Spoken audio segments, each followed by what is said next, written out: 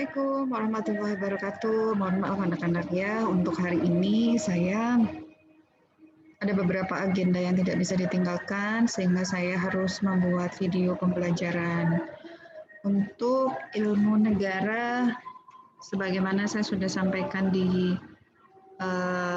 Telegram ya, ini akan saya share video pembelajarannya dan mungkin nanti akan di-share linknya dari ketua kelas masing-masing, kelas ilmu negara kelas D dan kelas E. Sebelum mulai, ada beberapa hal yang ingin saya ingatkan. Yang pertama adalah minggu depan itu minggu terakhir untuk pertemuan mata kuliah ilmu negara untuk semester ini. Lalu kemudian kita akan menyelenggarakan ujian akhir semester UAS ya. Jadi ada beberapa hal yang ingin saya sampaikan. Yang pertama adalah skema remedi itu akan saya berikan ketika kehadiran 80%. Jadi kalau dari awal memang tingkat kehadirannya sangat rendah, maka saya tidak berikan remedi. Akan tetapi kalau kehadirannya tinggi tetapi nilainya kurang, maka akan saya skemakan remedi. Kedua, nanti UAS itu akan saya share tugasnya di minggu-minggu ini sehingga ada banyak waktu kalian untuk mengerjakan sesuai dengan dan mengumpulkan sesuai dengan deadline gitu sehingga tidak terjadi lagi pengumpulannya sangat mepet batas waktunya sehingga tidak terkirim.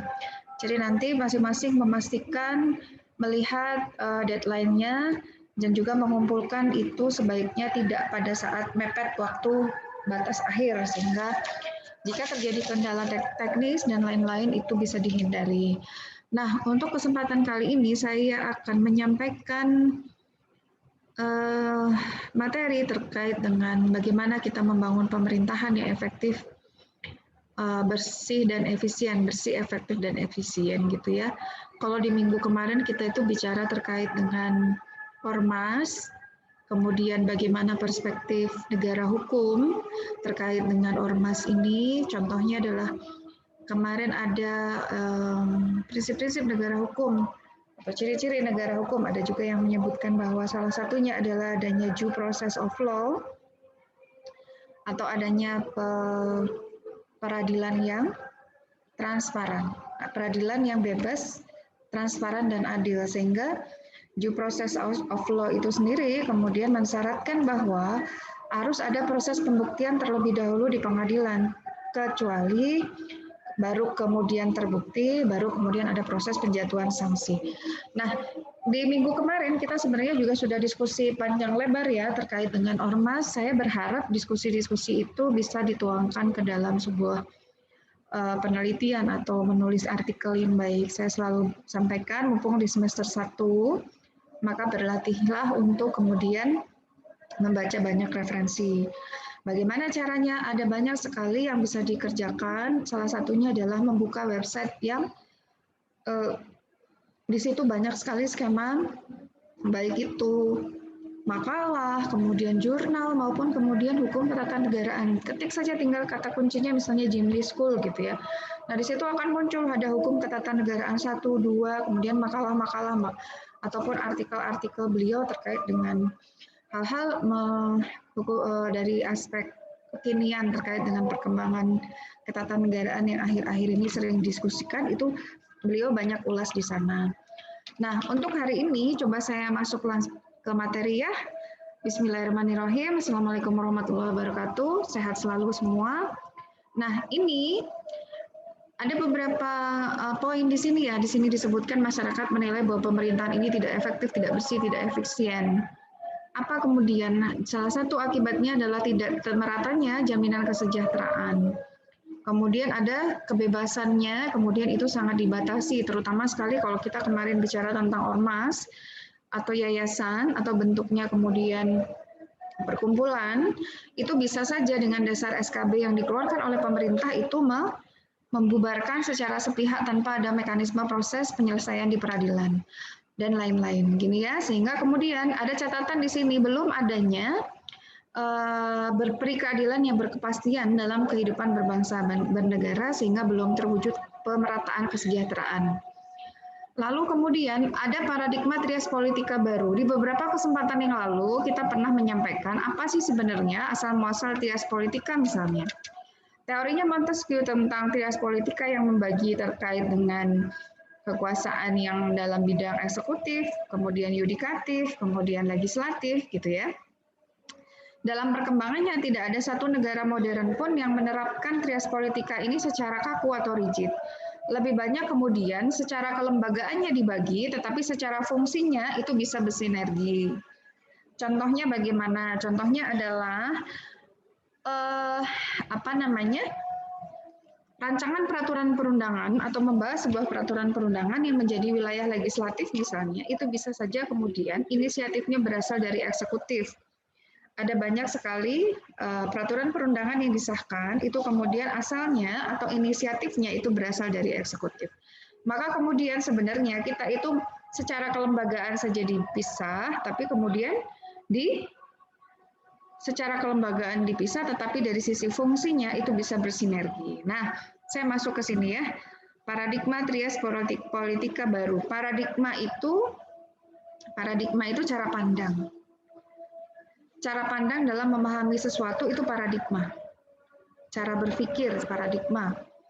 Sosial politik, ekonomi, budaya berkembang dan berintegrasi satu dengan yang lain. Kemudian sistem kekuasaan di setiap negara cenderung berubah dan terbagi menjadi negara, masyarakat, dan pasar.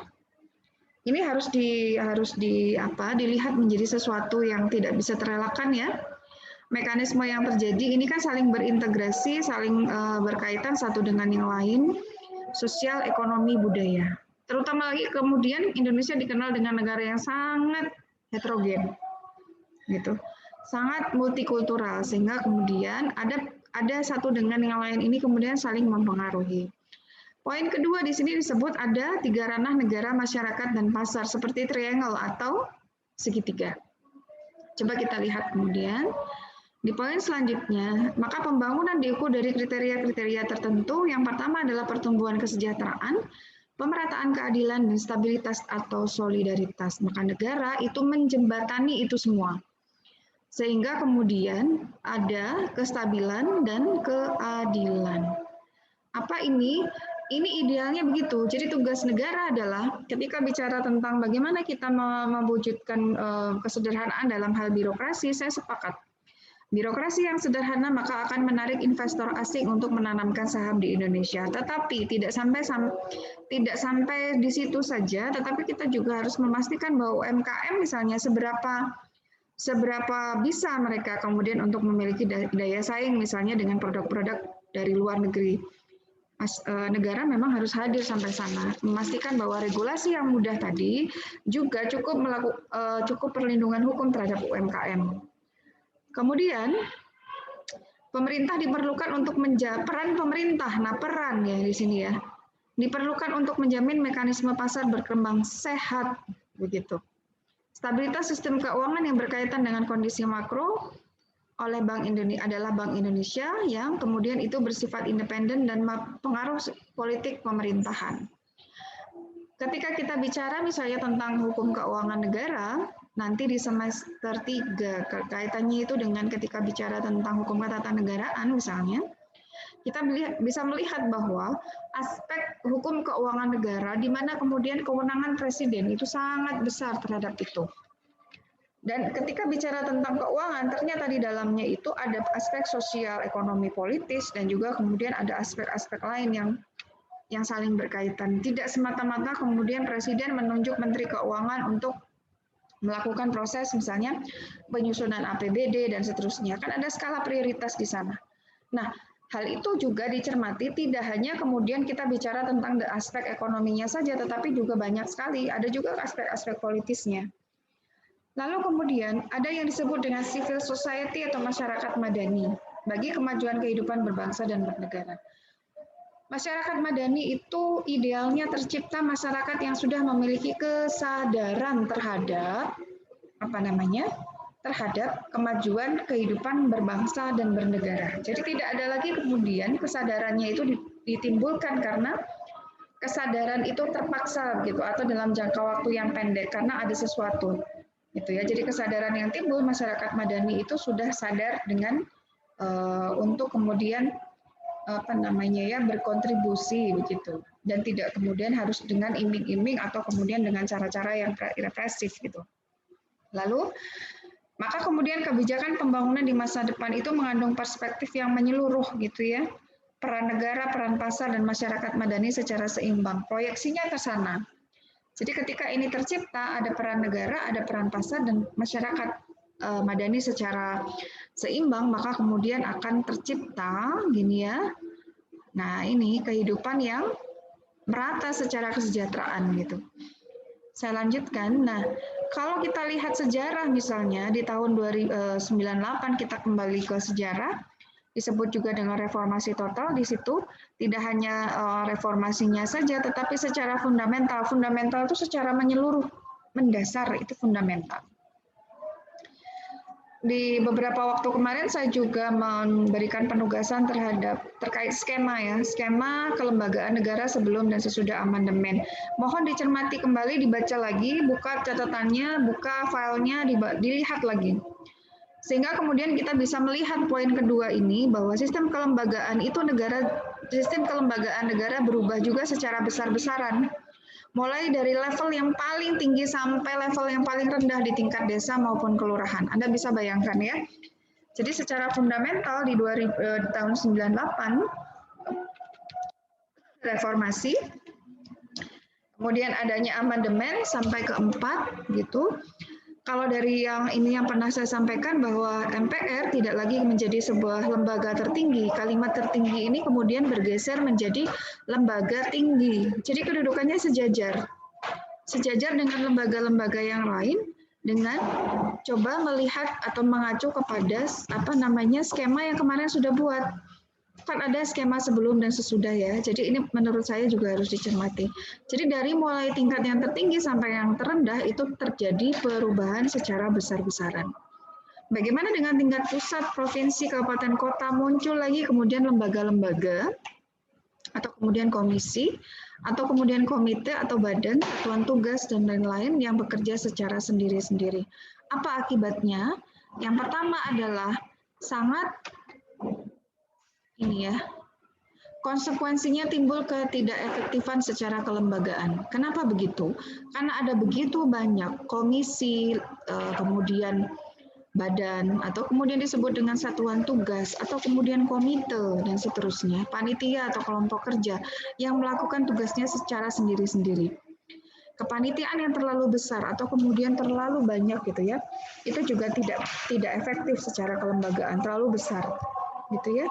Sehingga struktur organisasi negara dan pemerintahan kita menjadi sangat besar, tetapi kemudian tidak terlalu efektif dalam kinerjanya. Lalu kemudian ada fungsi-fungsi baru yang dikenalkan pasca amandemen. Yang pertama adalah struktur organisasi. Yang pertama, caranya adalah satu, ada fungsi-fungsi baru yang belum ada dalam rangka memperkuat lembaga yang sudah ada. Jadi lembaganya ada, fungsi-fungsi barunya kemudian ditambah. Ini yang saya bilang di awal bahwa fungsinya bisa dipertukarkan, tapi lembaganya itu tidak bisa. Diperkenalkan fungsi baru yang lembaganya berbentuk organ-organ baru. Kemudian yang ketiga, dipisahkan fungsi-fungsi tertentu dan struktur organisasi yang ada untuk dilembagakan sendiri menjadi organ baru. Jadi benar-benar baru, baik secara fungsi maupun secara kelembagaan. Lalu kemudian ini yang mau saya sampaikan, nah ini kan tentu saja mengalami di beberapa perubahan transisional yang kemudian sangat fundamental itu di dalam kelembagaan negara, tentu ada yang mengalami malfungsi, artinya tidak berlaku sama sekali atau tidak bisa melaksanakan sesuai dengan kewenangannya sama sekali. Coba kita lihat yang selanjutnya. Nah, ini perubahan-perubahan sistem norma hukum. Yang pertama, sistem norma hukum mengalami perubahan yang sangat mendasar. Undang-Undang Dasar sebagai sumber hukum tertinggi, maka lalu, jadi Anda bisa bayangkan kalau hierarki sistem norma itu ya, ketika kemudian yang paling tinggi atau puncaknya itu berubah, dalam hal ini Undang-Undang Dasar sebagai sumber hukum tertinggi itu berubah, maka tentu saja itu juga akan berubah peraturan perundangan mulai dari undang-undang sampai perda yang paling bawah Karena apa? Karena dia juga harus menyesuaikan dengan norma baru yang ada di dalam Undang-Undang Dasar. Sehingga ini disebut ketika kemudian banyak yang menyampaikan, misalnya ada kalimat seperti ini, perubahan fundamental gitu ya. Perubahan fundamental artinya perubahan yang sangat mendasar mulai dari yang paling atas sampai yang paling bawah. Nanti kita juga belajar tentang hierarki norma, sehingga kemudian ini sangat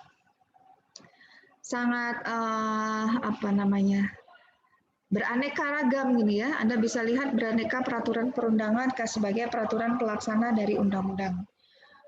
Jadi ada TAP MPR, kemudian ada undang-undang dasar, ada TAP MPR, kemudian ada undang-undang. Nah, di bawah undang-undang ini adalah undang-undang pelaksana dari peraturan pelaksana dari undang-undang itu. Salah satu contohnya seperti peraturan pemerintah atau peraturan menteri.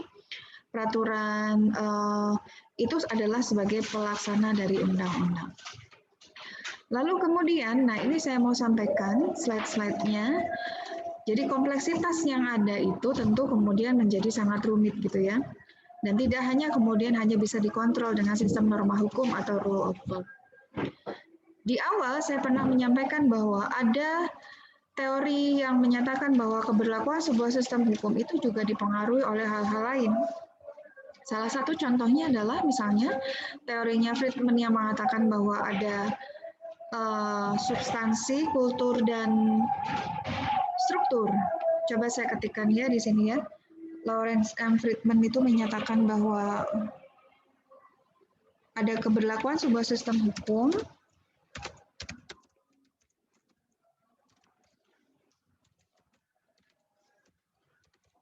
itu ada dipengaruhi oleh substansi, kultur, dan struktur. Nah, ini judul besarnya.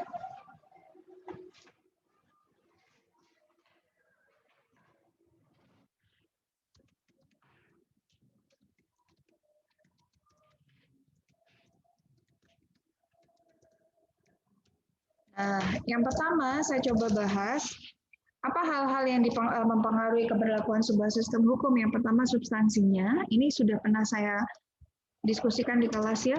Artinya di sini ada keadilan,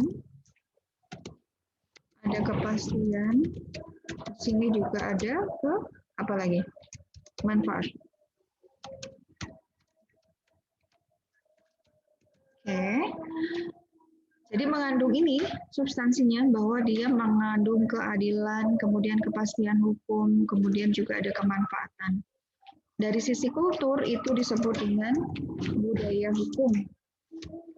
Nah, kalau pernah mendengar apa sih sebenarnya budaya hukum ini? Budaya hukum masyarakatnya tinggi, budaya hukum masyarakatnya rendah. Nah, ini budaya hukumnya.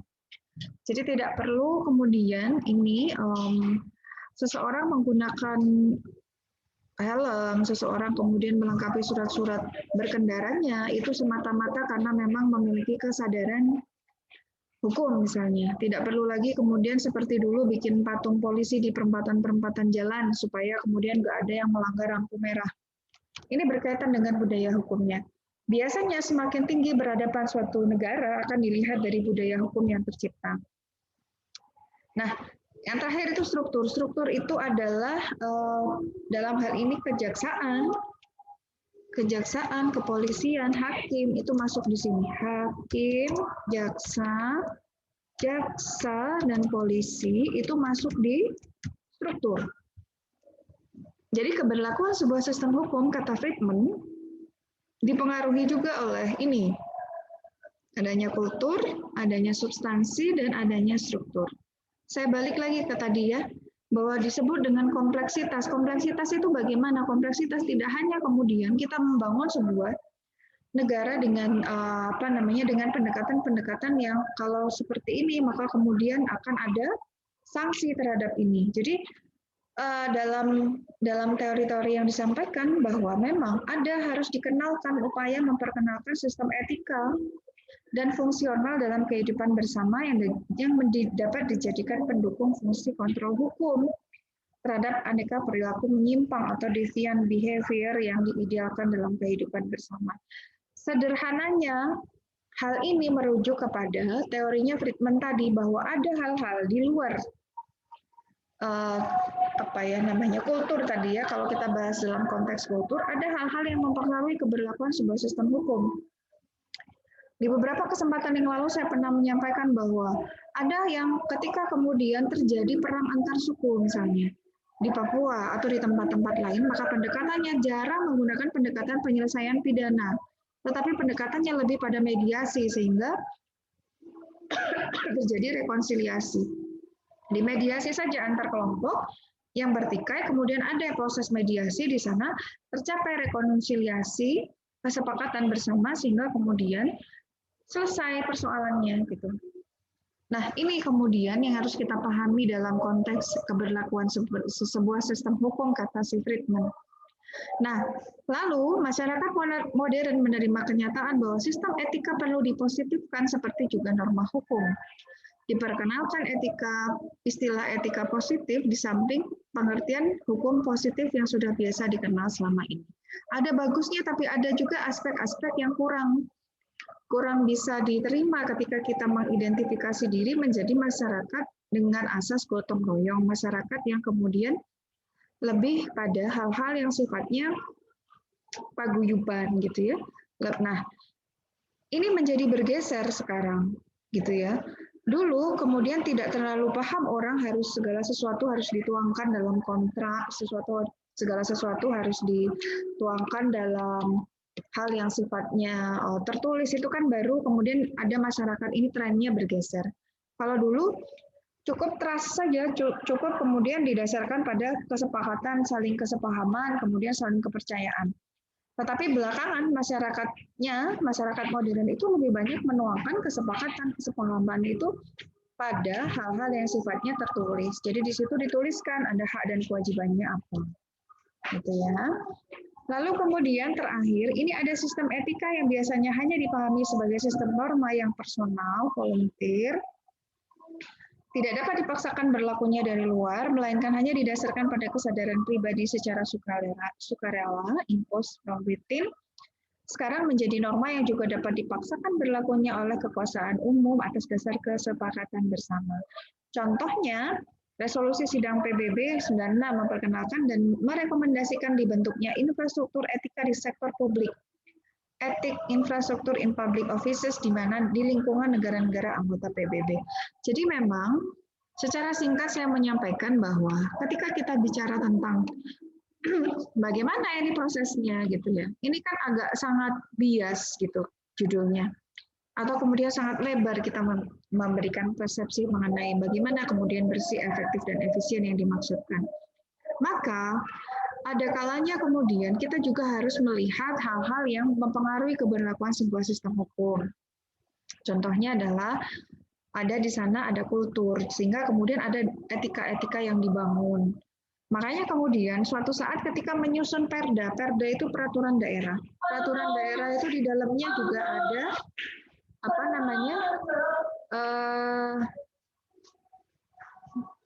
muatan lokal. Jadi kalau kita menyusun peraturan daerah itu ada yang disebut dengan muatan lokal. Jadi draftnya bikin peraturan daerah itu nggak hanya kemudian kita mengkopas dari daerah lain dengan draft yang sama, tidak, tetapi karena tiap daerah itu memiliki mungkin muatan lokal yang berbeda atau kemudian memiliki kebutuhan yang berbeda. Jadi di sana kan ada kajian sosiologis, di sana juga ada kajian yuridis dan juga ada kajian filosofis.